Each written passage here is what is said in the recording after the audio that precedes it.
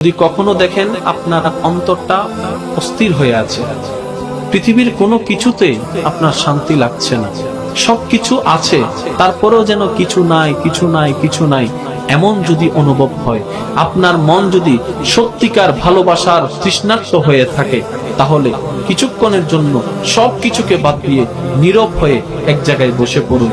চোখটা বন্ধ করে আপনার অতীত জীবনকে একটু কল্পনা করতে থাকুন, ভাবতে থাকুন প্রত্যেকটা সেকেন্ডে আপনাকে কে বেশি ভালোবেসেছে।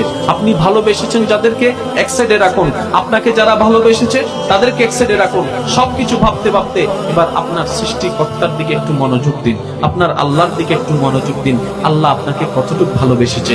আপনি যদি সত্যিকার ভালোবাসা চান, আপনার আল্লাহর ভালোবাসাকে খেয়াল করুন, আপনার নবীর ভালোবাসাকে খেয়াল করুন।